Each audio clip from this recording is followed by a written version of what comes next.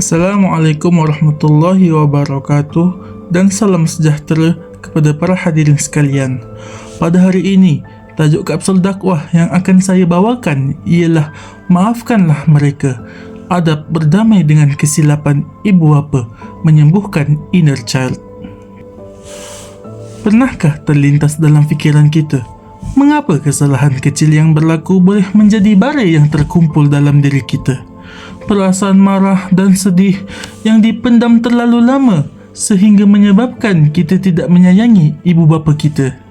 Hadirin sekalian, di sebalik kejayaan kita pada hari ini dengan memakai pakaian yang mewah, mempunyai sebidang harta dan sebagainya, ada satu anak kecil yang ada dalam diri kita, iaitu inner child. Inner child ini ialah anak kecil di dalam diri yang masih lagi menangis, masih lagi terasing dan masih membawa luka serta trauma yang terjadi pada masa lalu.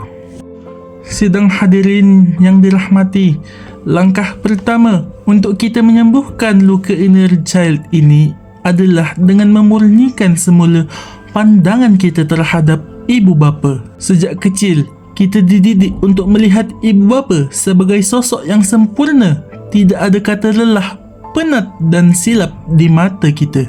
Namun, apabila kita menginjak dewasa, kita mula sedar bahawa ibu bapa kita juga hanyalah manusia biasa. Hakikatnya, mereka juga pernah muda, pernah keliru dan salah. Mereka juga pernah membesar dengan tekanan dan luka yang dialami sewaktu mereka masih kecil. Mereka membesarkan kita berdasarkan tahap ilmu, kesedaran dan kemampuan yang mereka ada pada waktu itu. Ya, mereka tersilap langkah. Kata-kata mereka mungkin pernah menghancurkan emosi kita. Tetapi, ketahuilah, mereka melakukan silap itu dalam keadaan mereka juga sedang sakit dan bergelut dengan kehidupan. Apakah tekanan yang kita alami itu diteruskan dan menyebabkan putaran itu terus diwarisi? Berdamai tidak bermaksud kita bersetuju dengan kesilapan mereka, tetapi berdamai bermaksud kita memilih untuk tidak membalas dendam. Kita tidak membalas tengkingan dengan tengkingan, dan kita tidak membalas kebencian dengan kebencian. Kita rawat luka diri kita sendiri tanpa perlu meruntuhkan syurga di bawah tapak kaki ibu kita. Lalu, bagaimana caranya kita mengobati anak kecil yang ada dalam diri kita? Yang pertama, kita mengakui rasa sakit itu. Sekiranya kita ingin menangis, menangislah. Tetapi katakan pada diri kita bahawa yang berlalu, biarlah berlalu. Yang kedua, putuskan rantaian trauma tersebut. Ini adalah balas dendam yang terindah. Jika dulu kita dibesarkan dengan tekanan dan emosi yang tidak baik, kita berjanji pada diri kita untuk menjadi ibu bapa yang sentiasa menyayangi anak kita. Hadirin sekalian, sebagai penutup, saya ingin kita semua untuk bertemu dengan ibu bapa kita ataupun kita renungkan wajah mereka digambar.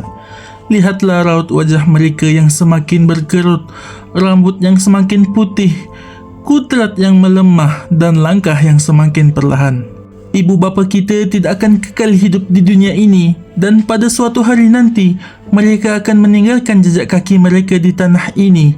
Oleh itu, maafkanlah mereka bukan kerana kesilapan mereka itu kecil, tetapi kerana jiwa kita terlalu berharga untuk terus hidup dalam penjara dendam. Berdamailah dengan masa lalu. Rawatlah inner child kita dengan kasih sayang dan jadilah orang dewasa yang matang, tenang dan penuh kemaafan. Sekian, wabillahi taufiq wal hidayah. Assalamualaikum warahmatullahi wabarakatuh.